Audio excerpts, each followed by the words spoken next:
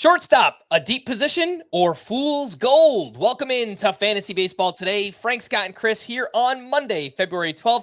Hope everybody enjoyed the Super Bowl. We have no idea who won because we're recording this a few days in advance. Today on the show, it's our shortstop preview. Like the other previews we've done, we're going to talk strategy. We're going to analyze the top 10 or 12 or so in ADP, sleepers, breakouts, busts, our favorite to draft, and much more. Chris, we'll start with you. There is a lot of talent at shortstop, especially inside the first 3 to 4 rounds, but don't take it for granted because a lot of the players in the middle part of this position are multi-position eligible. So not necessarily going to be drafted at shortstop. Next thing you know, it could dry up pretty quickly. How do you feel about shortstop? I think it's probably the best position in fantasy in terms of both high-end options and depth. But like you said, you're going to use Ha-Seong Kim at a different position and a couple other guys, Lindor Cruz possibly at third base. So like it might be a little shallower than it appears at first glance, but I don't know. It pretty much has everything that you could be looking for in fantasy. The one thing shortstop probably doesn't have is like a traditional, 35 to 40 homer slugger. I think Corey Seager's probably the closest thing to that, but you're going to get that from your first baseman or your third baseman. So it's probably not that big of a deal. But yeah, shortstop is, I think, the most well-rounded position, no matter what part of the draft you're looking at. A lot of shortstops are going to be at the top of your rankings in all likelihood. So yeah, it's a position I don't think you want like a set strategy going in, and maybe you guys disagree, but it's kind of the jack of all trades position where no matter what part of the draft you're going to get something good. I think this might be the position where we disagree the most, because I actually find shortstop to be the scariest of the infield positions. I'm not saying it's a shallow position. None of the infield positions are shallow, but we're coming out of a period mostly coinciding with the juice ball era where shortstop became the deepest position, the most star-studded position in fantasy. It wasn't that long ago when like half of the first round picks were shortstops. And I think as we've gotten out of the juice ball era, as home runs have become harder to hit for players who are built like shortstops, we've seen very gradually some of what we expected to be like the foundation of the shortstop position, the guys who are going to hold it down for years to come. They've just kind of backslid a little bit and become a little more ordinary. I'm thinking guys like Bichette and Xander Bogaerts. And that's really made it so the position isn't as high end as it used to be. It has its high end options, but it's not like half the position is high end options anymore. And then there's still the issue that shortstop has always faced, where it being the position with the highest defensive threshold, you don't get a lot of players picking up additional shortstop eligibility. Generally, if a guy's a shortstop, he's a shortstop. And so the depth runs out very quickly. You get in a roto context where you have an extra middle infield spot to fill. And by the time the draft is like halfway over, all of the players I feel comfortable drafting as the starter at this position are gone. And that's definitely not true at second base. That's definitely not true at third base. That's not true at first base. And so I feel more pressure. It only takes one. I only need one shortstop. If I have a middle infield opening, I could fill it with a second baseman, obviously. But I do feel pressure to get that one shortstop at some point in the first 10 rounds, let's say. And especially in a deeper league, Scott, I've done a few 15-team drafts this offseason, and I find myself drafting guys like Trevor Story in the middle rounds just because, like you said, I mean, once you get past those top, especially a 15-team league, you get past the top 7, 8, 10 rounds, and yeah, there's really, really not much bankable talent at the position. And it's not like you consider Story bankable. That could be a totally wasted pick. Not saying he doesn't have upside and couldn't be a sleeper to some extent, but like I don't feel comfortable drafting Trevor Story as a starter, even if it's for a middle infield spot. But that's partially because there are so many multi-eligible players that you're going to use at different positions that aren't shortstop, because a lot of the middle infielders are going to be shortstops. Like I agree that there are points in the draft where shortstop might feel a little shallow potentially, but that's mostly because like, what is it? Like 16 shortstops are going inside the first 150 picks or something. Like I think we might be, That many? I think it's something like that. Yeah. I can't come up with 16 shortstops that I like enough to draft in the top 150. Technically, it's 15 because Fantasy Pros has Mookie Betts at shortstop, but he's not shortstop on CBS. Right. Yeah. In NFBC leagues, there are 16 shortstops going inside the first 140 picks. There are 20 inside the first 200 picks.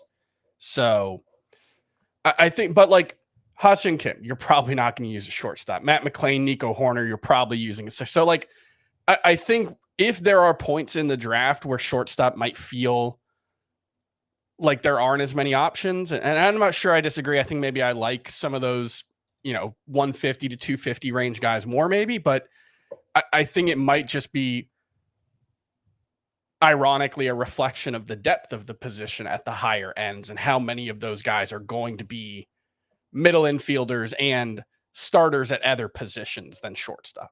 I would say looking at my third base, second base, shortstop rankings, some of the guys who are multi-eligible between those positions. At the start, like at the higher end of that, Nico Horner, who's the other guy? Matt McLain, Nico Horner, Matt McLain.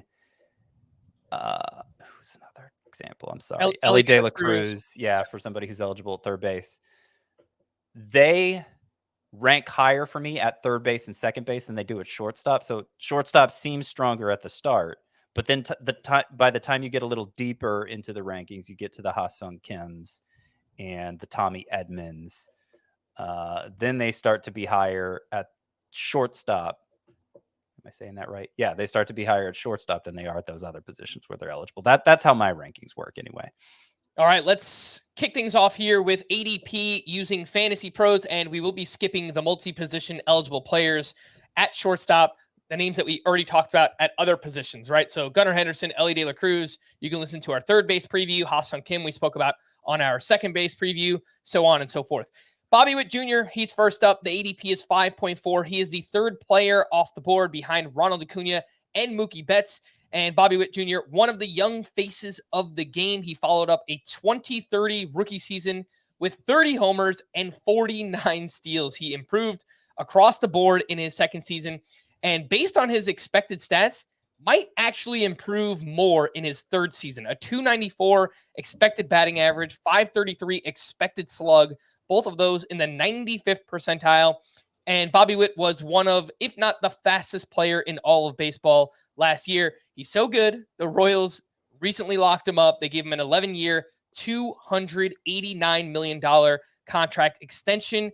Scott, we'll start with you. The only question with Witt is how much does his value change depending on the format? I think in a roto or a categories league, he's probably a top 3 to 5 pick, and head-to-head points maybe drops down a little bit to the back half of the first round. Yeah, I would say that's fair. Obviously, a big part of his contributions is stolen bases.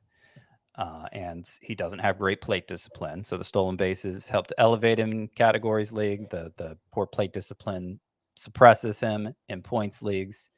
But that we can even debate where he goes in one format versus another, I think is a testament to how much high end, how many first round caliber hitters there are, how many players of this caliber, hitters of this caliber are available to be drafted. You have the option to kind of like nitpick based on format because, I mean, in most years, a shortstop coming off a 30 homer, near 50 steal season would be a top 5 pick regardless of format.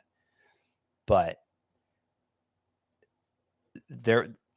you have the year Matt Olson had, you have the year Corey Seager had. Obviously, he's gotten pushed out a little bit because of the injury here recently. You got Aaron Judge, who's still studly, even though he missed some time last year. There's just so many hitters that are so high end that you have to push somebody down. And just looking at the point per game averages, Bobby Witt with his 3.65 last year, as good as he was, as good as that number is. I mean, you compare it to Matt Olson at 4.07, Freddie Freeman at 4.14, Mookie Betts at 4.25. And yeah, you kind of have to reconfigure your rankings based on that. But he is right in that next group.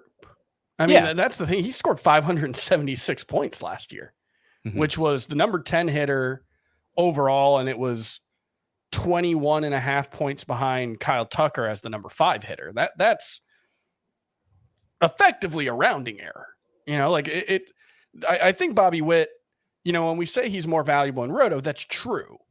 But it is kind of like when Trea Turner was at his best, and we do these head-to-head points leagues where he'd fall the second or even third round, and it was like, he's better in Roto. Yeah.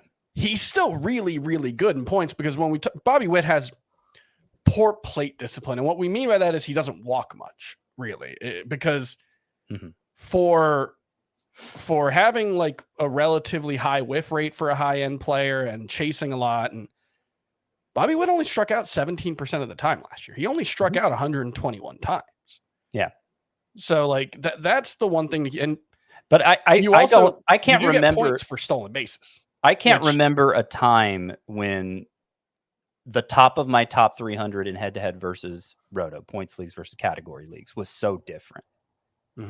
Because it's just like there's so many to choose from, and they're all so good, and you have to find reasons to downgrade ones versus others. And it just so happens that you have a Bobby Witt and a Julio Rodriguez who excel so much in a certain way that matters more in one format, and you have other players who excel so much in ways that matter in another format. And it's like, all right, I guess Bobby Witt's my number 2 overall player in this format and my number 10 overall player in that format, which seems ridiculous that it could be that different, but it is. Yeah, and just to be clear, Bobby Witt is still a really good player in head-to-head points. I think that's the point you were trying to make there, Chris. I think he's a top 3 pick in Roto categories. In head-to-head points, he probably drops down to the 8 to 12 range. And that's not a knock. He's still obviously a first-round pick in that format. We drop down to the round 1-2 turn, and we get Trea Turner with an ADP of 16, which is pulled down a little bit because his ADP in ESPN is 31. So if you really want Turner, I think it's probably going to be a late first-round pick in a Roto or a categories league, and then maybe drops down a little bit, a mid-second round pick in head-to-head points. It was a tale of 2 seasons for Trea Turner, who sure looked like he was pressing for the first 3 to 4 months in his first season in Philadelphia. His first 107 games, he hit .235 with a .657 OPS, some really troubling plate discipline numbers as well. And then I don't like to make too much of just like these random things that we can't quantify, but there is an element of it. There was a standing ovation in Citizens Bank Park on August 3rd. The fans were rallying around Trea Turner, trying to inspire him, right? Trying to get him going. And from that point forward, the final 48 games, he hit .337 with 16 homers, 9 steals, and OPS over 1,000. He lowered the strikeout rate. He improved a lot of those underlying plate discipline issues, which I mentioned earlier. Chris, how much do we buy the final 2 months? For what it's worth, Turner was also awesome in the postseason, so he carried that over into the playoffs. Do you think Trea Turner could get back to 2022 levels? Yeah, I mean, if we were buying, you know, post August 3rd, post All-Star break, however you want to slice it up, you know, we might have Trea Turner back in the top 5 consideration, given how well he hit overall. And nobody has him there. So I think there are still reasons to be skeptical. But the one thing I would point out is Trea Turner was someone who pretty consistently outperformed his expected metrics, you know, by 15 to 25 points in expected WOBA most years.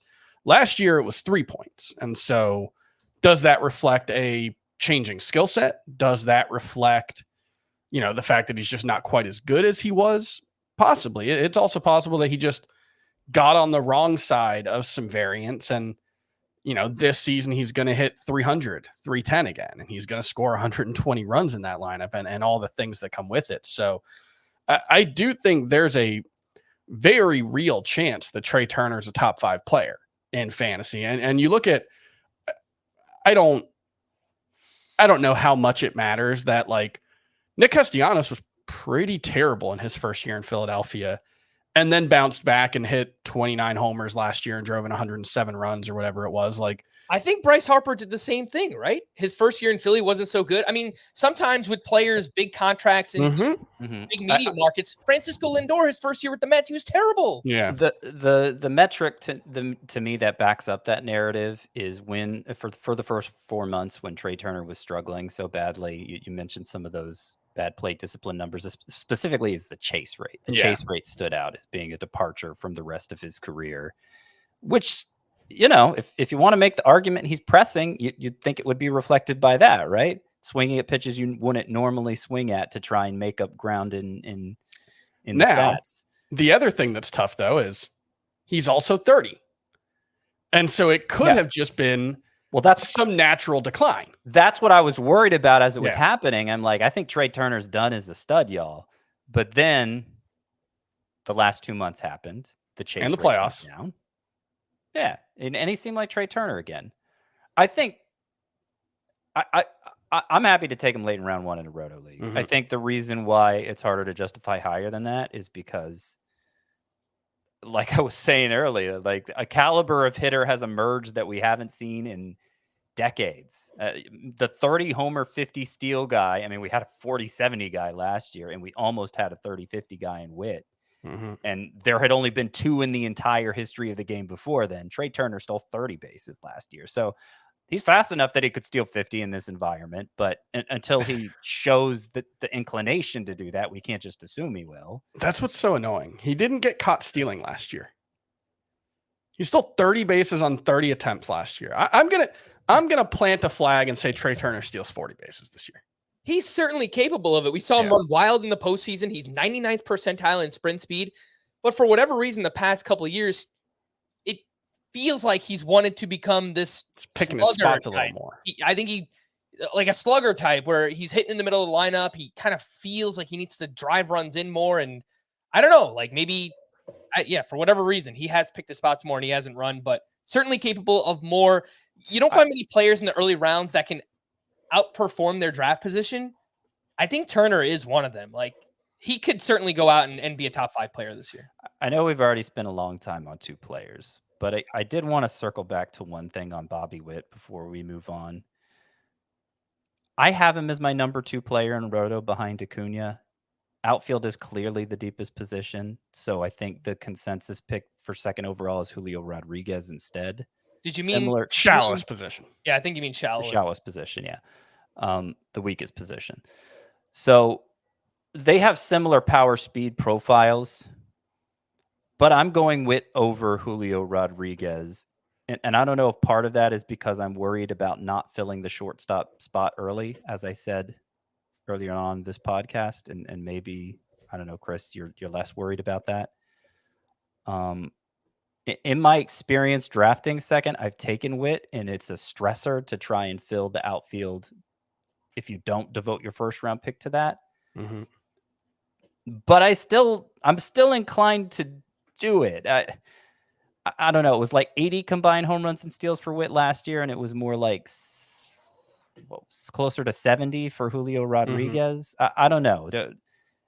Do you think... Does it matter that much to you whether you go Witt or Rodriguez second overall? Is there enough of a debate to actually debate it? Or is it just kind of, you're fine either way? I have Rodriguez second, but it's a razor thin margin either direction. I think you're fine either way. I have done 2 15-team leagues with the second and the third pick, and I had Witt in one. I had Julio in the other. I like the way the Julio team turned out better. So... And obviously every draft is different, but I think I would lean Julio just a hair ahead of Bobby Witt as well. Let's take our first break. When we return, we'll get into Corey Seager here on Fantasy Baseball Today. The madness doesn't just happen. Yo, get ready! And although it's marked on our calendars each year, it's built by moments of mayhem before. And the crowd goes crazy! And it begins to bubble long before it bursts. Sure, madness and March may go hand in hand, but it starts right here. Welcome back in. Let's continue on with ADP. After Trea Turner, we get a polarizing player in Corey Seager. The ADP is 22.6, though that has changed recently. More on that in just a second. So Corey Seager is awesome. Last year, he hit 327 with 33 homers, 96 RBI, and only 119 games. That is over 150 games. That paces out 41 homers, 121 RBI. He averaged 4.1 fantasy points per game, tied for fourth best among all hitters.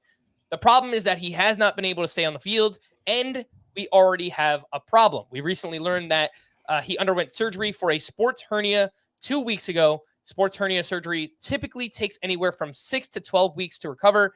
As of the date of surgery, opening day was just about 8 weeks away. So it'll be close. And of course, there is a chance of re-injury, delays, all that kind of fun stuff.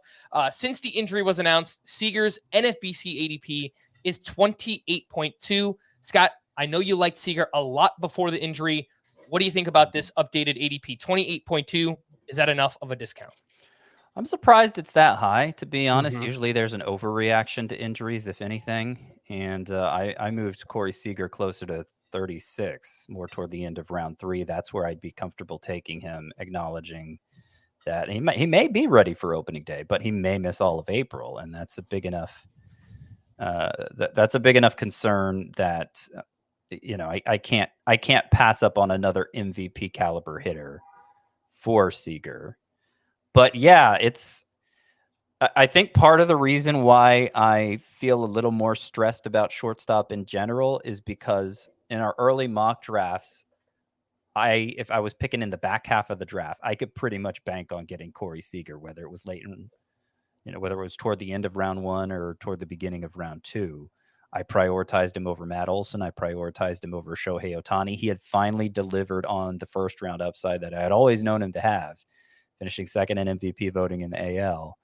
And, other than Freddie Freeman, there didn't see, I don't know if Freddie Freeman's even the right comparison. It was almost like that period of Mike Trout's career where he had stopped stealing bases, but he was still a stud and everything else.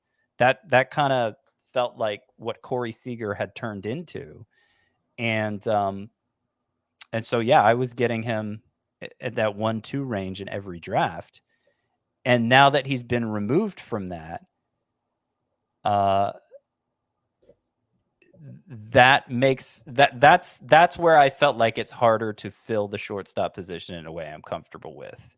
But it's kind of, here we go again with Corey Seager. Finally, everybody was on board with what he could deliver, and then this comes up, and once again we're having to ask ourselves whether the upside is worth all the concerns that go with them. I feel like it's genuinely strange that his price is as high as it is, given how much players get dinged for their injury track record, which Corey Seager has a pretty lengthy one, and he's currently hurt, and we don't know if he's going to be available for opening day. And it kind of just feels like, obviously there is a discount. If Corey Seager didn't have any injury concerns, he'd be a first round pick, and he's going 27 since the injury. So there's a bit of a discount there. But when you think about how some other players get dinged for injury, I'm genuinely surprised that Corey Seager's still going as high as he is. And like Scott, I moved him to around 36, and I don't know, maybe you guys might be motivated to move him up to make sure that you have a chance to get him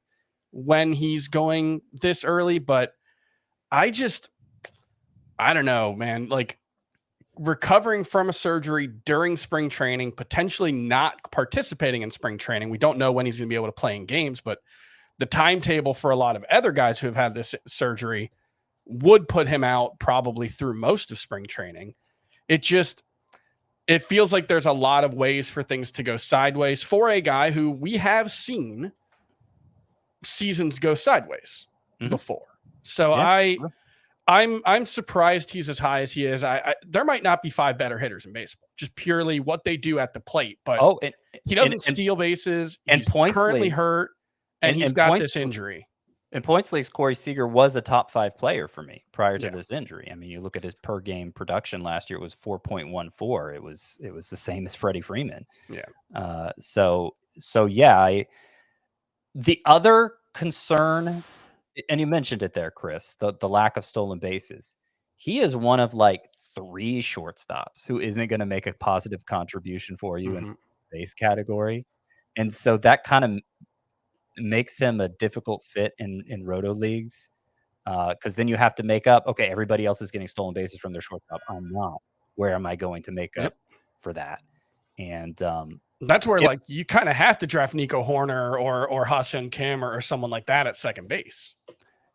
yeah, it wasn't. I wasn't going to let it but concern me if if I could count on Corey Seager to be there on opening day. But now it's just another. It's 2 stressors piled up on each other now when you're debating drafting them in the early rounds. There are suddenly a lot of ways this season could go wrong for Corey Seager relative to other players in that range, I think.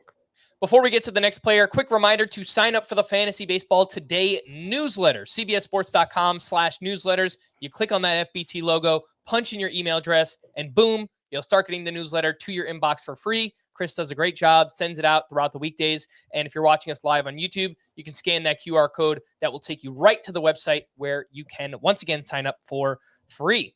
We are moving into the third round now where we find Francisco Lindor, who has an ADP of 30.4. He is the 4th shortstop off the board. A rough first season with the New York Mets in 2021, but Lindor has been money since. Last year, 31 homers with a career-high 31 steals, one of just 4 players to go 30-30. He made some legit adjustments. Career low 34% ground ball rate, hit more line drives, more fly balls, pulled the ball more than ever before, and Lindor doesn't look like the type of player that would hit the ball as hard as he does. 91.2 average exit velocity, tied for 3rd best at shortstop with Ellie De La Cruz. So everything seems to be backed up here. I know it's a lower batting average than you'd like in the early rounds, 250 to 260 range, but Lindor has finished as a top 12 player in back-to-back seasons, yet his ADP is 30.4. Chris, Lindor seems like someone we all are going to be targeting. Yeah, it's going to be a a battle to draft Lindor in all our drafts, I think, because he was one of 4 players to have 30 homers and 30 steals last season. I don't know if you mentioned this. He's the only one being drafted outside of the top 3 in ADP, and he's going 30th overall. So, look, he is older than the other 30-30 guys. He didn't go 30-50 like Bobby Witt almost did and Ronald Acuna did, but I think Francisco Lindor is almost certainly being undervalued. That lineup around him isn't incredible, but it's probably not going to be bad. He's going to have guys on base in front of him because of the way that lineup's constructed. He's got Pete Alonso batting behind him. So I think Francisco Lindor is a really good bet for 200 plus runs and RBI. I think he is one of the better bets for 30-30 after doing it last season. Quality of contact improved in 2023, arguably, the best he's looked since that 38 homer season in 2018. Remember, Francisco Lindor once hit 38 homers in a season. So yeah, I think at 30 he's a bargain. Yeah, I agree, and I'm not really sure why some of the players who go ahead of him on average do. I mean, both Vladimir Guerrero and Pete Alonso do. Yeah, Alonso I can see. Guerrero, I have a really hard time seeing the case for it. Marcus Semien, Ozzy Albies, Ozzy Albies is going to potentially have half as many steals as Lindor does. Maybe all the other numbers will be similar. I've said before, there are 16 first round caliber hitters in my mind. Used to be 17 before I had to remove Corey Seager. Of the not first round caliber hitters, Lindor is my favorite. So I think to draft him late in round 2, and am very surprised anytime I can draft him in round 3, but it does happen more often than you'd think. Next up, we get to Bichette, who has an ADP of 38.4. He is the 6th shortstop off the board, sandwiched right between Gunnar Henderson and Ellie De La Cruz. More on that in a second. I think Bo is a little tough to evaluate. Elite batting average supported by a 312 expected batting average, 98th percentile. But what else are you getting that is truly meaningful? 25-ish home runs seems just okay. Not sure he's going to tap into much more than that because he hits A lot of ground balls, lots of line drives, doesn't pull the ball, which you need to do if you want to tap into that power. And the steals have gone from 25 to 13 to 5 over the past 3 seasons. He dealt with a knee injury last year. Maybe he can get back up to 10 to 15 steals. Not going to completely rule it out, but the sprint speed is quite bad for Bichette. And the counting stats, the Blue Jays lineup was 14th in runs scored last year. They lost with Merrifield and Matt Chapman. They replaced those two with Justin Turner and I guess Kevin Biggio in the lineup right now. I don't know. Chris, am I underselling Bichette here? No, I think the surface level reading of that is all accurate. I think it's just, I expect him to bounce back as a base stealer, assuming health. Like he was a non-factor. I think he's done as a base stealer. He was such a non-factor last year, and I think it was largely because of the knee. So I'm assuming if he's healthier, 2 years in a row of steep decline in stolen bases and steep decline in sprint speed. Yes. He did have so it was 13 in 2022. It was 5 in 2023. He was 13 for 21 in 2022. He was 5 for 8. Like he's a bad base stealer and he doesn't seem to want to steal bases anymore. So I just think I'm not counting on that being part of Bichette's game. I don't think it'll be a big, like at his best, he was a good stolen base threat who could hit, which made him a standout. And now I think he's probably a good hitter who can steal some bases. And I'm expecting a bounce back just because I think the knee was a big issue for him last year. You know, it was like tendonitis and recurring stuff. So hopefully he's healthy. I'm not saying 2022.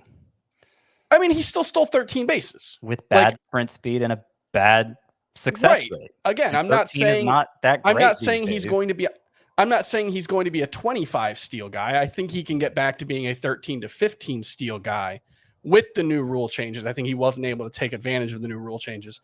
And then you talk about the lineup. They were 14th in runs scored. I think Justin Turner for Matt Chapman is probably an upgrade offensively. I think it probably is a downgrade defensively. And then losing Witt, you know, I don't think that's a huge loss. For being 14th in runs scored, 73 runs and 69 runs, 73 RBI in 135 games is really, really bad in a way that I think is probably going to bounce back. And, you know, maybe it's certainly not 121 runs like we had in 2021 when this was one of the best offenses in baseball. But like, I think I would expect Bichette, if he's healthy and hits 300 again, to be more like 90 runs, 90 RBI. So I think he'll be solidly above average to very good in those categories. And I put it together and I think he'll be better in 2024 than he was in 2023. He's a 25-year-old. Yeah, no, who has a very strong track record and dealt with injuries last year. I feel like a bounce back seems like a very, very good bet. And most of the projection systems, I think, agree with that. Well, most of the projection systems start with 3-year averages, and it's hard to remember a guy this young who's declined to this extent so quickly. And I just feel like people are, but it's not really clinging to a standard that he's going to have a difficult time reaching, given all the environmental changes. He declined years as a base runner for sure. As a power hitter too, I think the decline elsewhere is overstated. I disagree. I feel like given the range we're talking about, which he's still getting drafted in like the 3rd round, the only thing that Bichette is going to outperform the alternatives in is batting average. Safe bet for batting average. But you know, you say you're penciling him in for 25 home runs, Frank. He needed 159 games to get to 24 2 years ago. So there was the 20 last year. He didn't quite get to 25 with, you know, a workload that you can't reasonably expect for any hitter 2 years ago. And you gave the reasons why. Like he's so opposite field minded. He's so, you know, he doesn't elevate the ball particularly well. He really, his swing is geared for batting average. And I think when we were closer to the juice ball era, when balls hit the other way, traveled out of the park a little easier, he could threaten for 30 home runs in those days. But I think he's stuck to being more like a 20 homer guy now. I don't see a huge difference between Bichette and like Xander Bogaerts, who of course goes quite a bit later. What's interesting is that I think both of you guys are right. Scott is right that Bichette has declined in terms of power and speed. Chris, you're also right that if you just look at the metrics we use to grade a hitter, OPS, WRC plus, those things really haven't changed. I mean, he has improved the batting average, which I guess has kind of contributed to that. But in the areas that Scott's talking about, Bo Bichette has declined. So he also had his best season in expected WOBA and expected WOBA on contact. And now we talk a lot about guys who maximize their swing and outperform that. He may be the opposite. He may be a guy who underperforms it, but that hasn't really been the case in his career before last season. He has mostly performed to his expected stats, and maybe the different landscape and he pulled the ball even less last season. So it's possible that there are factors conspiring to make Bo Bichette someone who underperforms his metrics rather than performs to or slightly overperforms he had been before. But I think that was deliberate, him hitting the ball even more the opposite way last year. I remember that was something he and Matt Chapman worked on last offseason. So that's not a good, I mean, maybe he'll change it, but that's not a good trend. No, it certainly is not. Let's take our final break. I've got to gather myself a little bit because we're about to talk about CJ Abrams, and he is also a fun one to evaluate. We'll do that right after this. We need your sports news anywhere. We've got breaking news to bring you. Then get your sports anytime you want them. Big trade news overnight to discuss. Because we know you need sports all the time. A lot of movement in the rankings this week. A legend adds to their legacy. We're bringing you that breaking news right here on HQ. CBS Sports HQ, anywhere, anytime, all the time. All right, so after Bo Bichette, we see CJ Abrams, who has an ADP of 58 on Fantasy Pros. That's a little misleading because it's dragged down by 130 over on ESPN. If you want Abrams in a roto or a category league, you are probably going to use a top 50, maybe even a top 40 pick to get him on your team. My guess is he'll go a little bit later than that in a head-to-head points league. CJ Abrams, this is a case of a top prospect who was pushed to the majors too soon, and maybe last year just started to figure things out. Once he got moved to the leadoff spot in July, he flipped a switch. The final 73 games for Abrams, he hit 256 with 11 homers and 36 steals. That is a 20 homer, 70 steal pace. I mean, this is a skill set you are not going to find anywhere else. Maybe Ellie De La Cruz, but we're talking about two players that could potentially do what Abrams has the talent to pull off.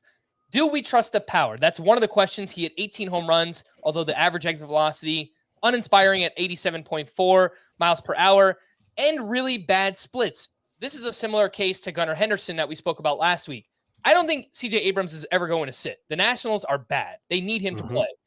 But if he's this bad against lefties in his career, a 163 batting average, a 466 OPS, that just caps the overall upside on the batting average for someone like CJ Abrams. Scott, we'll start with you. How do you feel about Abrams this year? When are you willing to take him in a roto or a categories league? Because it will be higher than this ADP suggests. I'm sorry, what was the ADP? The ADP is 58. Yeah, so I took him. We did a 15-team roto mock recently, and I took him as my starting shortstop late in round 3. So that would have been around pick 40, I guess. And it was a situation where he was just so perfect for the need I had. I'd taken Jordan Alvarez and Matt Olson with my first 2 picks, so basically 0 stolen bases. And here you get a potential 60 from CJ Abrams. And yeah, I mean, the fact he stole, what was it, 8 of his first base? He had 8 of his steals in the first 3 months and 39 in the last 3 months or something like that. So he seemed like one of those guys, like we talked about the second base preview, Andres Jimenez, but even to a greater extent, CJ Abrams seemed to figure out over the course of the year, I could take advantage of these new pickoff limits and really pile up stolen bases. So I think 60 is a reasonable expectation for him. The problem is everything else, because he is, I'm expecting him to be more like a negative than a positive for batting average. Maybe he'll come out with the 260 mark, which would be fine. But he's not a plus in that category.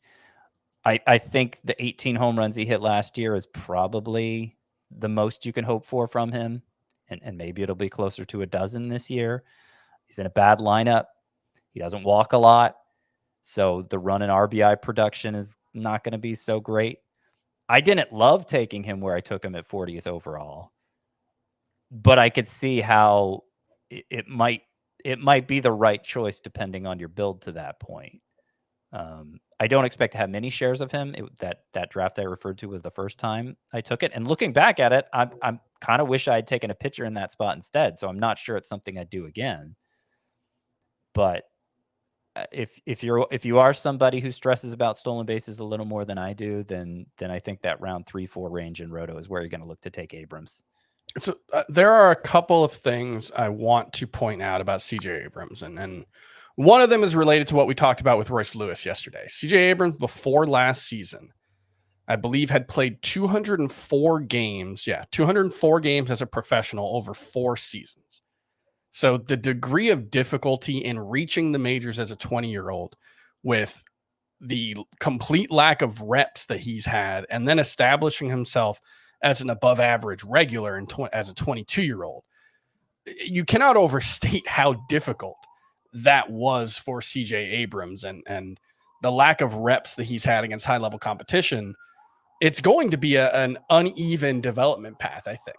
And then 2 other things. There was a really good piece on Baseball Prospectus by Robert Orr back at the end of January that you should check out. But he talks about the changes that CJ Abrams made after moving into the leadoff spot. And there were 2 things that really stood out to me. One, his 90th percentile max exit velo, which was something that we talked about a little bit yesterday, was 103.7 miles per hour, which is, as he points out, right in line with the likes of Willy Adames and Vinny Pasquantino, who nobody really thinks of as slap hitters. Those guys are power hitters. So at the higher end of his spectrum, CJ Abrams puts up decent quality of contact metrics. And after moving to the leadoff spot on July 7th, before that, he pulled a fly ball in 6.8% of his batted balls. After, it was 10.6%. And we talk a lot about this. If you're going to maximize average raw power, you want to hit the ball in the air to the pull side where it's a little easier to get the ball out. And that's something that he started to do more often. So I think the red flags with CJ Abrams, anybody can see them, but I think we need to put them in context. And when you do that, I think he comes out a little more. It's easier to come out a little more optimistically about the bat here. Yeah, I think that's really well said, Chris. And like, this is someone who came up, Abrams, with a legit hit tool. I mean, he was graded out as like a 60+ hit tool.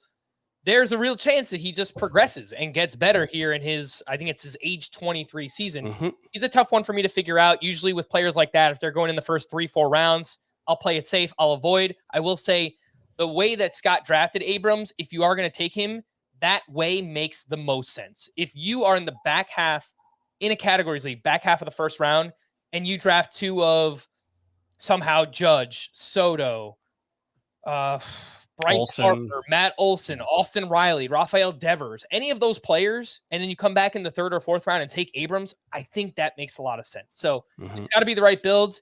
He's a tough player for me to figure out. After Abrams, we have a trio of Nico Horner, Matt McClain, Hassan Kim, all of whom have multi-position eligibility. And again, we spoke about those on other podcasts. After that group, we see 2 names just inside the top 100, Oneil Cruz and Xander Bogaerts. Oneil Cruz, his ADP is 89.8, which is the 8th round of a 12-team league.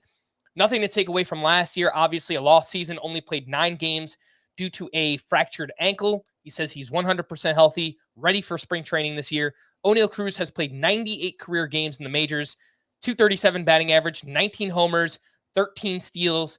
That's a 150-game pace of 29 homers, 19 steals, like the player he's often compared to, maybe unfairly for both of these guys. Elly De La Cruz, Oneil Cruz is a freak athlete. 122.4 max exit velocity in 2022. I think that was the hardest hit ball. It's the hardest hit ball ever, yeah.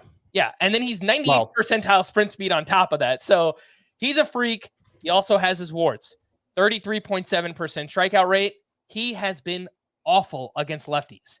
Nearly a 52% strikeout rate against left-handed pitching. It's a volatile profile, but massive upside here.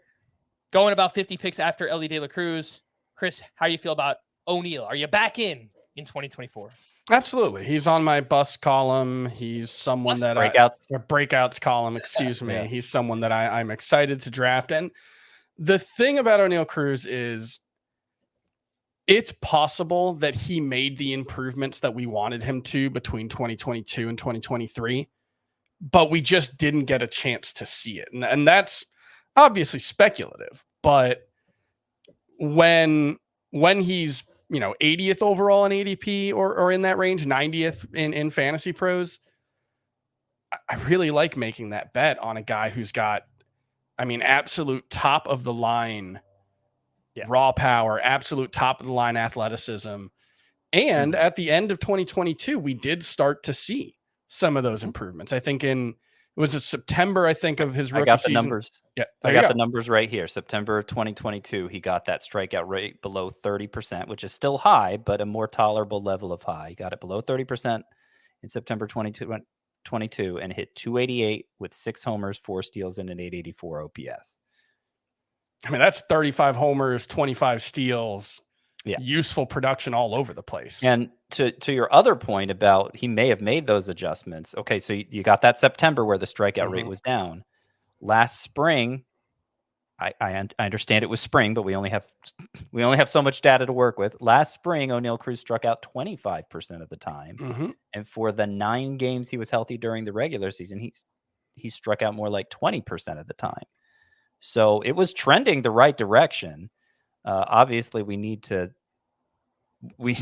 more at bats to see if it's a true development for him. But strikeout rate is something that tends to normalize early, and yeah, I was very encouraged by the way things started out for Oneil Cruz, and it's unfortunate that he had the devastating injury he did.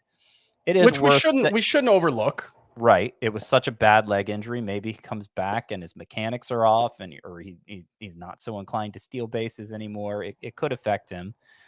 But I think the price is very reasonable considering Oneil Cruz was regarded like Elly De La Cruz was at this time a year ago. I think the price is very reasonable.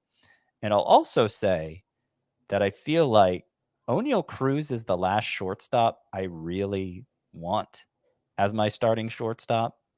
And, some of the ones we talked about to this point, okay, I wasn't thrilled with Bichette. I wasn't thrilled with CJ Abrams, Ha-Sung Kim, Matt McClain, Nico Horner. You're just as likely to draft them for some other position. And if you remember from our second base and third base previews, I thought they were being overdrafted too. So that's kind of a stretch of shortstops I'm not that interested in taking. Oneil Cruz, okay, I am interested in taking him. But then there's not a lot after him that I feel like is up to the caliber I want for my shortstop spot. And so this is where that pressure comes in for me. Why I hope I already took Francisco Lindor in round 2 or 3. Because if I didn't, maybe Gunnar Henderson gives me an opportunity, but otherwise I'm kind of waiting around for Oneil Cruz. And if that doesn't work out, I'm not happy with what I have. And I like the discount that you're getting on him this year too. It might not sound like a lot, but the ADP last year for Oneil Cruz was 68.5. Now we're getting him in the 80 to 90 range. I agree with what you guys say. I'm in. I like Oneil Cruz as a breakout. I like targeting him, maybe more so in a 10 or 12 team league where if things don't work out, the replacement value is better. 14, 15 team leagues, maybe I'm a little bit more apprehensive. And, at risk of sounding hypocritical because I've been off of guys like Elly De La Cruz and Royce Lewis and CJ Abrams, it's just about price. Oneil Cruz you're getting later than those guys, where a lot of the time he's the 5th or 6th hitter on your team. Whereas, Elly or Abrams, those guys might be the 2nd or 3rd hitter on your team. So you need more out of those guys and you need more safety. Whereas Oneil Cruz, where he's going, you just don't need that as much. You can afford to take more of a risk at his ADP. Let's move on to Xander Bogaerts. His ADP is 98.6. He is, which is the 9th round of a 12-team league. Solid first season with the Padres. He hit 285 with 19 home runs and a career high 19 stolen bases. Seems like he was battling a wrist issue all season long. It popped up last spring training. He got a cortisone shot and then got off to a great start in April. Hit by a pitch on that same wrist in mid-April And then he was pretty damn bad from May through August, and then saved his season with a scorching September. I think he got another cortisone shot in there around the All-Star break. Chris, I'll start with you again because I know you like Xander Bogaerts. Sounds like someone that you're targeting at his ADP of 100. Why is that? Yeah, he's got to fall to like 100, but this is a player that I don't think anybody is really excited about drafting. So I think there's a decent chance he falls there. And I think the one thing you start with is just how weird last season was for the Padres. You know, you look at run differential, you look at a lot of the underlying stats. This should have been a playoff team. And the fact that they weren't, largely, I don't know, bad vibes, historically poor performance with runners in scoring position. 58 RBI for Xander Bogaerts. Yeah, and he had a 650 OPS with runners in scoring position. That's in 155 games. 58 RBI in 155 games. He had a 650 OPS with runners in scoring position. He hit 191 with runners in scoring position. That has not really been an issue for Xander Bogaerts. This is not a profile that you would expect to struggle with runners in scoring position. Contact-oriented profiles, if anything, perform better with runners on base and in scoring position historically. So I just think we're going to get some natural regression there that's going to make the profile look a lot better. And he seems like someone who feels like a pretty safe bet for 170-ish runs plus RBI, which around 100 overall, you're not going to find too many guys who can do that. He took advantage of the changes in the rules as regarding base running to get to a career high 19 steals, only caught twice. He is not particularly fast, but he's always been a smart base runner. And he's someone whose swing is relatively optimized to outperform his underlying metrics, something he's done time and time again. So I look at Xander Bogaerts and yeah, it's not sexy, but he might go 20-20 and he might drive in 80 runs and score 90, 95 if that lineup's better. And where he's going, I think he's a really, really nice value for someone that just nobody seems to want. Yeah, it's fascinating that you say he might go 20-20. He came within a home run and a stolen base of going 20-20 last year. It was a career high in stolen bases. He's always been a good source of batting average, very reliable for that. At a range in the draft where that starts to run out, batting average sources are pretty much gone by that point. And yet, you know, nobody seems interested in him. I'm not particularly excited to draft him myself. I said Oneil Cruz is the last one I really want. Xander Bogaerts, I'm okay with as a fallback. What really gets to me, you said he's a safe bet for 170 combined runs and RBI. He had a combined 141 in 155 games last year, which is terrible. And that was something that plagued the entire Padres lineup. It's as much as those numbers, runs and RBI, were elevated for all the Braves and all the Rangers. Like the Padres were on the opposite end of the spectrum where everybody just seemed to in that lineup got destroyed. And now Juan Soto is gone. So I don't know, other than just dismissing it as a fluke, which may be, but it's hard to say one particular player was a fluke when the whole lineup was afflicted by that.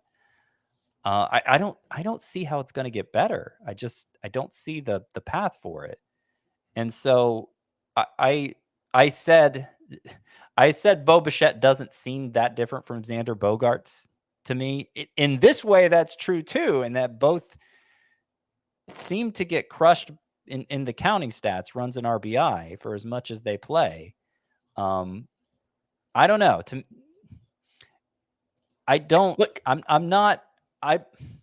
I'm not confident in Xander Bogaerts being that much better than last year, I guess is the best way to sum it up. So I think this really stands out. He had 53 games batting fourth last season. Fourth. You drive in runs batting fourth. He had 18 RBI in those 53 games, despite a very solid 797 OPS.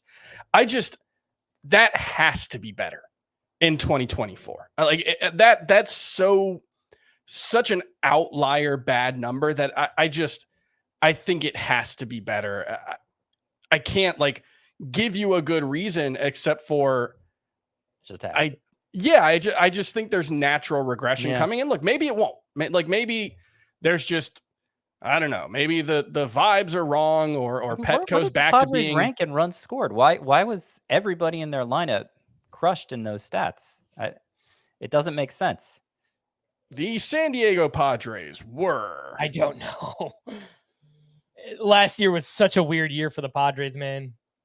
They were just above league average in runs. They were 13th in runs scored. Yeah. I don't really know who drove those what runs to make in of that. And when I don't know what to make Juan of that, Soto had usually I just stay away. I mean, I think the cost is fine for Xander Bogaerts, but it's it's settling for, in my mind, second tier production at a position where a lot of teams are going to have first tier production. Let's group two names together here because, again, we are pacing a little bit slowly. Dansby Swanson has an ADP of 127.4. The name just after him, Anthony Volpe at 145.8. Dansby Swanson feels like he's just kind of settled in as who he is, 250-ish batting average, 25-ish home runs, 10 to 12 steals. He isn't the most exciting player in a 10 to 12 team league, but in deeper leagues, he's somebody that's steady and doesn't hurt you. So maybe the opposite of Oneil Cruz, where Oneil Cruz you target for the upside, Dansby Swanson maybe you target for that safety and the floor. Volpe, on the surface, he went 2020. He won a Gold Glove. A very successful season for a rookie. End of positive list. He also hit 209 with a 666 OPS. The batting average ranked third lowest among qualified hitters. The OPS ranked sixth lowest. Scott, do you find yourself, well, based on everything you said, it probably sounds like you don't target either of these names. No. What do you think about Swanson and Anthony Volpe? I mean, I prefer Swanson to Volpe, and you kind of already intimated this, but I feel like Swanson is exactly the sort of player you should elevate in deeper leagues. Like having Swanson as your shortstop feels like a worst case outcome in a shallower head-to-head points league where only 10 to 12 shortstops are even started. It's like, oh man, I got Dansby Swanson. That's terrible. If you're playing a 15-team roto league, if you're playing an NL-only league, like he's going to play a ton. His run and RBI production should be pretty good. His home run production should be pretty good. Maybe he'll bounce back and get closer to 15 steals again. Like it's just a really safe bet for quality production. And so I think it totally changes my opinion of Swanson depending on the depth of the league. As for Volpe, I'm surprised he's going this high. I mean, 2020 as a rookie, you don't see that very often, but everything else was so bad. There is an argument to be made for, okay, he was a consensus top 5 overall prospect. You can't hold his rookie year against him too much. He was obviously just acclimating to the majors and just natural growth for a player with that kind of pedigree. Maybe he's better in year 2, but it seems like too much of an investment for that sort of blind faith argument. And like, I think he'll probably be better in year 2. So I buy that to a certain extent. Like, the stolen bases especially felt really low. Only 24 when he stole 50 in 132 games in the minors the previous season with the same rule set. The problem is he only had 117 singles plus walks. And obviously being on first base is the most likely time that anyone's going to steal a base. So that just goes to show that he just didn't have a lot of opportunities. And we talked about this when Anthony Volpe was getting hyped up as a prospect, that his batting average in 2022 was incredibly low in ways that I think a lot of people wrote off as, oh, his strikeout rate wasn't that high. It must have just been bad luck. It was a lot of infield fly balls. It was an incredibly low BABIP profile, and his expected batting average last season was 230. If he hits 230 with 20 homers and can get up to 30 steals, I think you're probably fine with Anthony Volpe at this price. But his swing is optimized to take advantage of power. It's not a huge raw power profile. It's one of those, but he also doesn't have the bat control or the strikeout rate that guys like Jose Altuve have, or someone like that. And then you get to what might be the most damning number is his production against everything but fastballs was truly horrendous. He had a 349 expected WOBA against fastballs last year. That's pretty good. It's actually not that great for fastballs, but it's fine. 247 expected WOBA against breaking balls, 235 against off-speed pitches, average exit velocity below 86 miles per hour in both regards, whiff rate above 33% in both regards. That is really, really, really concerning. And look, he's young enough that he might be able to turn it around. And obviously he's in a really good ballpark and a really good lineup, but there are so many red flags for Anthony Volpe that it's hard to get past. All that being said, I get some like early career Marcus Semien vibes from him as well, in a way that like, if he locks in, he could be a really, really good player. And so, betting on some of that upside if you miss out on the higher end options, but it's a really low floor. And I think the low floor is much more likely than the high ceiling. I watch a lot of Yankee games. I've seen a lot of Anthony Volpe. This is where I take the Yankee hat off and let you know that there are lots of holes in his swing. He has an uppercut in his swing. I think he would be better off trying to swing with like a more line drive approach, kind of spread the ball out a little bit. Maybe it comes down to 12 to 15 home runs, but I think he would hit for a much better batting average, get on base more, and then he could steal more bases. So I think it would profile out as a better player overall and a better fantasy player too. I don't know if that's going to happen, but it's just something I've noticed. Last year, he also stopped running too. He had 13 steals in his first 41 games, then just 11 over his final 118 games. Yeah. I don't really know what to make of that. So I'm out. I'm out on the price here on Anthony Volpe. Let's talk sleepers, breakouts, and busts. Our favorite shortstop to draft based on ADP as well. Got to make it quick here, guys. Let's go. Sleepers. Scotty at shortstop. I think we've talked about all these players but one. The one we haven't talked about is my sleeper, Jackson Holliday, who is one of those 4 uber prospects who I think has a reasonable shot of making the opening day roster, given the new incentives worked into the latest CBA a couple years ago.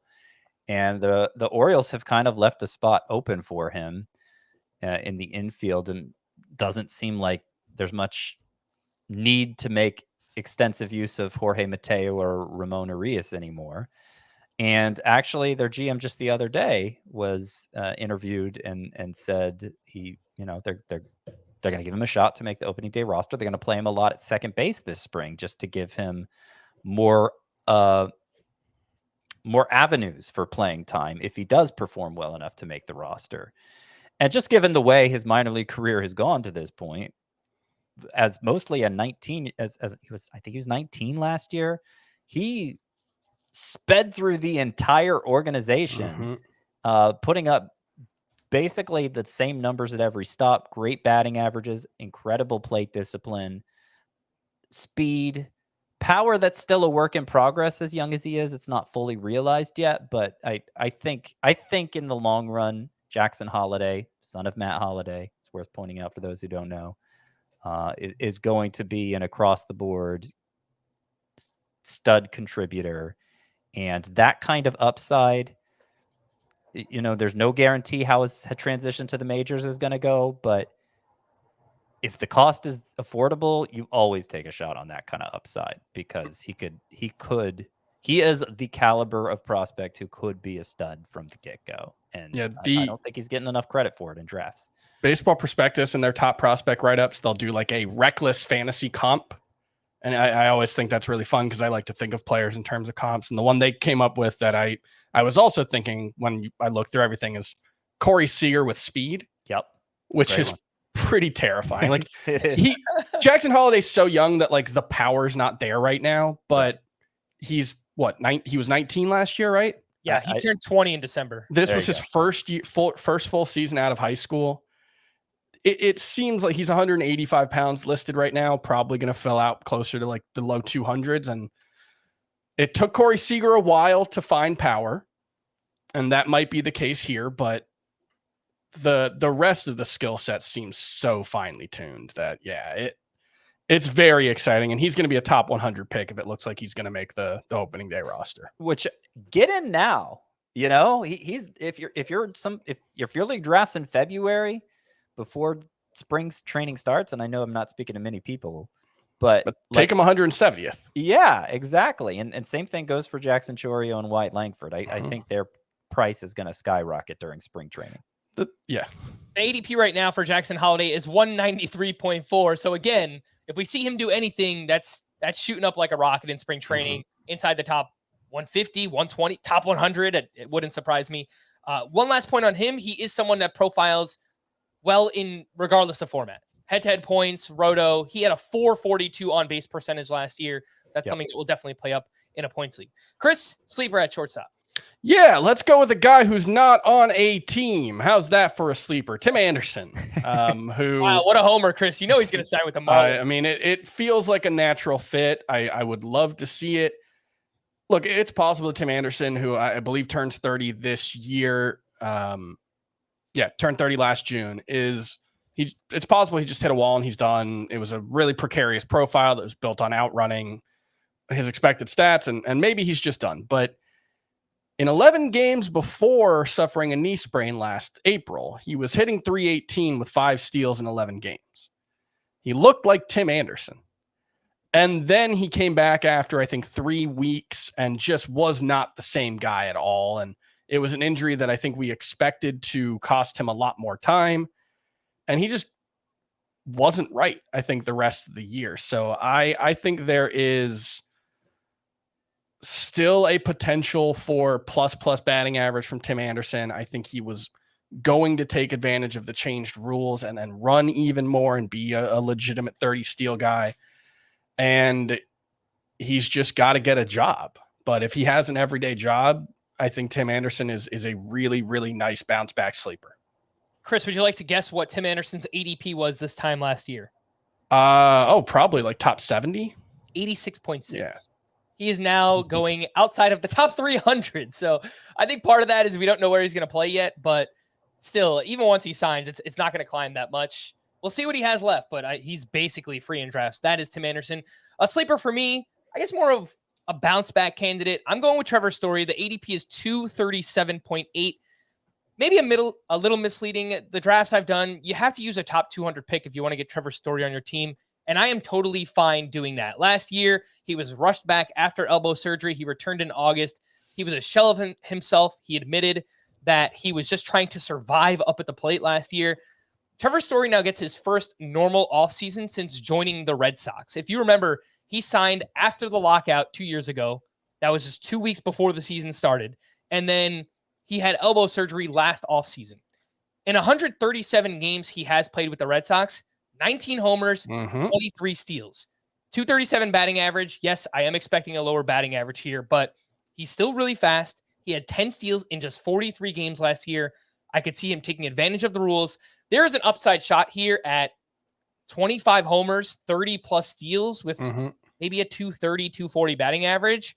Where he's going, totally fine taking him inside of the top 200 picks there, either as my starting shortstop in a deeper league or my middle infielder in a shallower one. Did I say this on air or off air? I can't remember. Like Trevor Story, I definitely could see that outcome for him still. I could also see an outcome where he's just done. I mean, as bad as his strikeout rate was last year, the only good thing he contributed last year was stolen bases, which was nice to see him taking advantage of the new environment. But like he was horrible at the plate. And so it's possible, he hasn't had a great year since he left Colorado. It's possible that it's just the continuation of a decline and he's a totally wasted pick. And so while I see the upside for Story, I see the sleeper case. I'm reluctant to put all my eggs in that basket in the sort of roto league where he'd be drafted at all, because what do you pivot to if he turns out to be a total dud? Yeah. I mean, at that point I'm picking up, I don't know, Mauricio Dubon as my middle infielder, something like that. Not great, Bob, but yeah, I've already invested a lot and I'm in. I see it with the rose-colored glasses here with Trevor Story.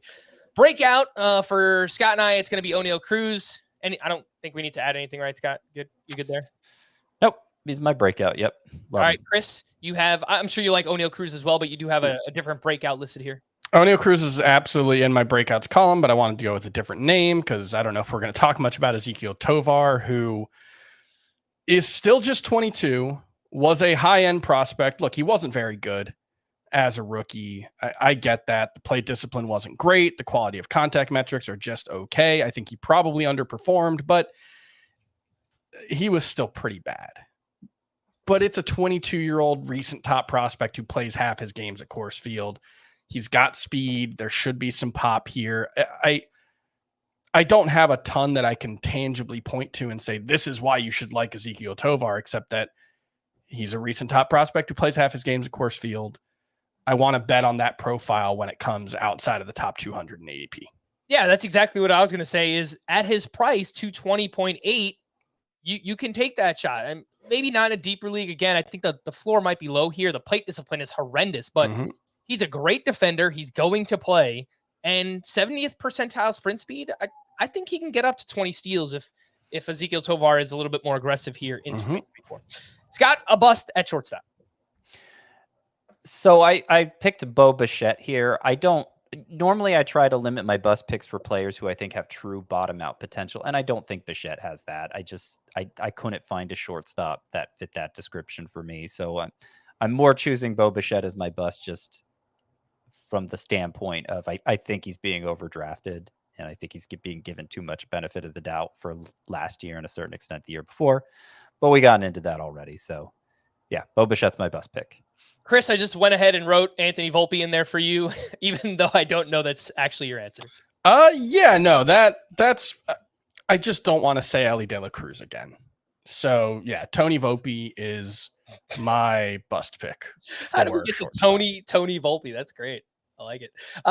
Bust for me, similar case to Bo Bichette that Scott made. It's CJ Abrams, and I don't think he's going to bottom out. He just feels overvalued for some of the negatives in that profile, the struggles against left-handed pitching. He hits a lot of infield fly balls. I worry about the batting average, but there's massive speed. He's a former top prospect. I could absolutely be wrong about this one, but based on where Abrams' ADP is, I probably will not have much, if any, of him this season. Favorite to draft based on ADP. Chris, why don't you kick us off here? Depends what part of the draft. Early on, it's Francisco Lindor. A little later, it's Oneil Cruz. A little later than that, it's Xander Bogaerts. Scott? I mean, I could almost agree with that word for word, but if I wanted Except you hate Xander Bogaerts. Well, yeah, certainly Lindor and Cruz. No, if I had to specify one, it would be Lindor. I'm really if I pick late in round 2 or early round 3 and he's there, I'm almost certainly taking him. All right. Well, clean sweep across the board. It looks like we're all going to be fighting for Francisco Lindor this year inside the top 3 rounds. But if I miss out on him, Oneil Cruz in the middle part of the draft. If I miss out on all of them, and I'm looking at Trevor Story. I've already drafted him in multiple leagues. Money where my mouth is. I am in on really the entire Red Sox lineup. I'm just very bullish on them this year. But yes, I do like Trevor Story as well. Let's get back into shortstop ADP again via Fantasy Pros. We left off with Anthony Volpe before. We were going to pick things back up with Jackson Holliday, who is Scott's number 1 overall prospect. The ADP was 193.4. We already talked about him. Let's move down to Willy Adames. His ADP is 196.6. This is 1 year after his ADP was inside of the top 100. Now, he did take a step back. He hit 217 this past season, 24 homers, 5 steals, a 717 OPS. But he's entering a contract year. Will he be on the Brewers? There are some questions here, but based on the ADP last year, Scott, we are getting a big discount on Willy Adames. But my reaction was, what were we doing last year? I think he was good. If you remember in 2022, he hit 31 homers, 98 RBI, 8 steals as a shortstop. I think a lot of he had a lot of homers, and I think a lot of the enthusiasm for him was with the expectation he would bounce back in batting average, and instead it went the other way. He went from 262 in 2021 to 238 in 2022 to 217 last year, and I'm less hopeful of him reversing that trend now, maybe, than I was a year ago. And meanwhile, I guess he has a better chance of approaching 30 homers than most shortstops do, but it's not like it's a given. And I don't know. I feel like if I'm fine with Willy Adames as a middle infielder, I think he's going to be closer to like Brandon Drury production than not. And you can get Brandon Drury even later, right? So this is another reason. This is another case of why I want to make sure I don't have to resort to a shortstop at this stage of the draft. I want to make sure I filled the position well before this so that I don't have to settle for Willy Adames, who might be good in one category, home runs, and decent in another, RBI, and that's it. I like Willy Adames. Okay. I think he's going to hit more like 240. I think he's going to hit 25 plus home runs. I think he's going to steal high single digits in bases. I think we're going to have a nice little bounce back season. I think what he did in 2022 is closer to my expectations, and it's closer to what the underlying metrics suggest is likely to happen. I thought your analysis was just going to end after I like Willy Adames, and that was it. Like I thought about it. Yeah, we grabbed a beer together once. He seems like a good guy. Nice guy. Let's move down. We've got 4 shortstops between 220 and 250. Ezequiel Tovar, Carlos Correa, Trevor Story, and Jeremy Pena. Chris, I think this is mostly we've entered the middle infield area of drafts here. Is there anyone that stands out? You mentioned Tovar, but also Correa, Story, and Jeremy Pena. I like all of these guys except for Jeremy Pena, I think, at their price. I don't necessarily want any of them to be my starting shortstop, even in a 15-team league, but I think as middle infielders, better days are ahead for all 3 of Ezequiel Tovar, Carlos Correa, and Trevor Story. Now, obviously, that heel issue / plantar fasciitis is a big concern for Carlos Correa, but if he's healthy, we're a year removed from him hitting 291 with 22 homers. So I think there is room for Carlos Correa to bounce back in a big way, and I hope he does. And remember, he was undervalued coming off that first year in Minnesota because he was somebody who suffered from bad RBI and run luck. And so I think there's going to be a perception, it's been a couple of really bad years for Carlos Correa, but the things we care about more, the things that are more predictive, he was actually really good at in 2022. So he's the one who stands out most for me from this group. I would rather take a chance on Carlos Correa than on Trevor Story or Willy Adames or even Anthony Volpe. So if a disaster scenario unfolds for me at shortstop and it's really not going my way, Carlos Correa is going to turn into a high priority for me in this range. 2 shortstops between 250 and 270. We see J.P. Crawford and Vaughn Grissom. Vaughn Grissom, I mentioned as a sleeper on our second base preview because he will gain second base eligibility early on in the season. J.P. Crawford went to Driveline Baseball last offseason, and they helped him unlock something because he hit 19 homers, 94 runs scored.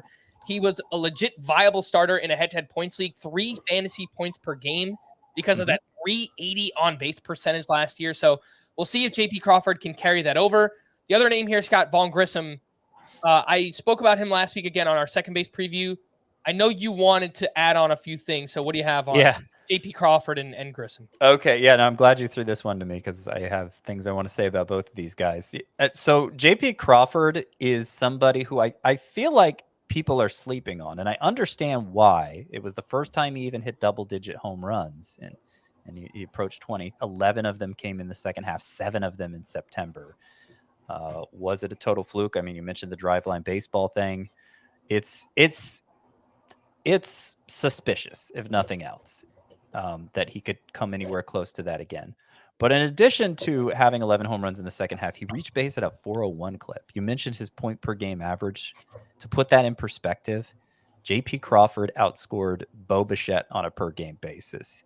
He was basically in line with Gunnar Henderson in head-to-head point per game production because that plate discipline was so good. So certainly in that format, I think J.P. Crawford deserves more attention than he's getting. I mean, obviously, if he was better than those guys, he was better than Dansby Swanson, he was better than Ha-Seong Kim, etc. Nobody wants him. In our 15-team roto draft, I'm not sure he was taken as anybody's middle infielder even. So again, I get it, but I think if you're assessing these players more from a floor perspective, J.P. Crawford is higher than some of the guys we've talked about. As for Vaughn Grissom, you know, it's fascinating because at this time last year, he was one of the trendiest breakout picks. We expected him to start at shortstop for the Braves. It didn't work out.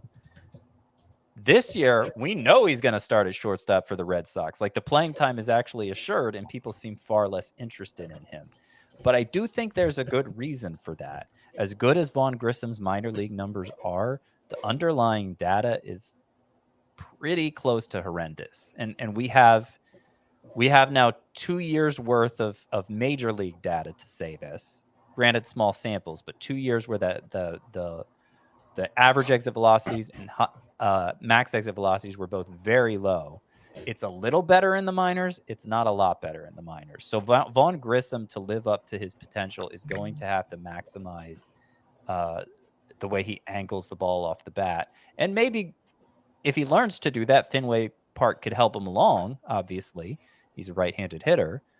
But I'm kind of at a loss for how his numbers are so good in the minors, looking at the data and looking at what we've seen from him in the majors. It doesn't seem like he has a lot of natural hitting talent other than an ability to put the bat on the ball. Wow, the Braves trade him away and he's dead to you. That's it, huh, Scott? No, I traded him away in Dynasty in the middle of last year when I was noticing. But he loves Chris Sale all of a sudden. Wow. Real suspicious. Yeah, funny how that works. Let's move on here. 5 between 300 and 350. Jordan Lawler with an ADP of 322.8. Zach Neto at 337.3. Not sure why I'm reading off these numbers. Tim Anderson, and then Orlando Arcia and Colson Montgomery, who is one of the top prospects in the game. He plays for the Chicago White Sox. Chris, I mean, there's a lot of interesting talent here. I'm not sure how much some of these guys will contribute early on in the season in the case of a Lawler and a Colson Montgomery. Zach Neto, at 13th overall pick in 2022, he did some really interesting things before he got hurt last year, and he's going to play. He's on a really bad Angels team. So I don't want these guys as like my starting shortstop or probably even a middle infielder, but man, they are interesting names to pay attention to. Yeah, before the injury, like you mentioned, Zach Neto was hitting it was between April 15th and June 14th, so a span of 2 months. He was hitting 259 with an 18 homer, 15 stolen base pace. He gets hit by pitches a ton, which I love. Anything to get on base. Yeah, if you're relying on Zach Neto, and I actually drafted him as I think shortstop in the 15-team draft we did because I just completely neglected the position. That's not good. That's going to go poorly. But I do think there is a little bit instead, Chris. No, I don't think he was. He might have been there. Maybe. Okay. He was. Maybe I should have gone that way. I thought you were doing it on purpose because I knew you kind of like Neto. But anyway, continue. But no, I do like Neto, and I think there's it's not a likely high-end outcome, but like a 20 homer, 15 steal without killing you in batting average. I think that's within the realm of possibility for Zach Neto. I did want to quickly mention, it might surprise people that Jordan Lawler is going as late as he is because he is one of the top prospects in the game. He was a 6th overall pick back in 2021. He got called up last year, didn't do much. He's kind of blocked for now. Maybe Geraldo Perdomo just comes out and is awful this year, and that's the way that it works out for Jordan Lawler. But the team traded for Eugenio Suarez. They brought in Jock Peterson as a DH, Lourdes Gurriel in left field. It's just really crowded in Arizona right now. I think it's going to take some time for Jordan Lawler to get on the field. I'm a little worried, too, that Jordan Lawler gives me some Anthony Volpe vibes in terms of how he comes about his power. And is that going to come at the expense of batting average? Is he going to be able to deliver on enough power to justify it? I think I do have him as a top 10 prospect. Few prospects are perfect. But as Jordan Lawler gets close to really breaking into the majors, and he was horrible for the little bit we saw of him last year, I think his skill set's going to be very heavily dependent on his stolen base output, which is a little concerning. Yeah, I mean, you see it. His infield fly ball rate in 2022 at AA, 25%. At 2023 at AA, 21%, 17% in 2023 at AAA, very small sample size. So, yeah, there are definitely some similarities to Anthony Volpe. I think one thing that helps, Anthony Volpe's a pretty small dude. Jordan Lawler's a little bigger. He's also very young. He was 21 last season. So, I do think there is room for him to grow into a little more power in a way that there might not have been for Anthony Volpe, although he's still young and I don't want to write him off as well either. But sure. I've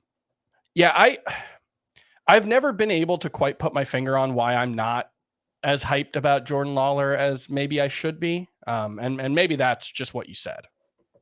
Outside of the top 350, two names worth mentioning. Javier Baez. Yes, he's still alive. He plays baseball. He's on the Detroit Tigers. He's getting paid a lot of money. So he's going to play, if nothing else. He very enthusiastically plays baseball still. The other name is Mason Wynn, who I do think has some post-hype sleeper appeal. Big minor league numbers, probably definitely known more for his defense. He is a fantastic defender, but he's really fast. And I think he's going to play every day. So I don't know, Scott, any enthusiasm for Javier Baez or Mason Wynn? Very, very late. Look, I don't want to write off a player as young and as with the sort of pedigree that Mason Wynn has. His career could still go. There's such a wide range of outcomes for Mason Wynn still, but he got an extended look late last year. He got called up in August. He played basically every day, and it went horribly. His average exit velocity was 86 miles per hour. Max was 103.9. He managed to generate power in the minors, but I'm concerned it was phony baloney, and he's going to have to run a lot to really make himself into a significant fantasy asset. That's just my guess at this point. Again, too early to say for sure, but I'm down on Wynn as a prospect, and even though he seems in line to start in St. Louis, I wouldn't want to invest much in him, even in a deeper league. All right, some other prospects just to keep an eye on. These are bigger names. Not sure that they'll all be up this season, but again, they do rank very highly on prospect lists. Jackson Merrill with the Padres, who apparently is going to get some run in the outfield with the team. Matt Shaw of the Cubs, likely to play third base, but is shortstop eligible on CBS. Marcelo Meyer with the Red Sox. Brooks Lee with the Twins. I think especially Brooks Lee because the Twins traded away Jorge Polanco, so it's just a little bit more likely that we could see him this year. And then either of the Mets guys, maybe September, probably not. Luis Angel Acuna and Jet Williams. We're going to wrap there for Scott and Chris. I am Frank. Thanks as always for tuning in to Fantasy Baseball today. Please make sure to follow and leave a 5-star rating on Apple or Spotify. And we'll be back again tomorrow. Bye-bye.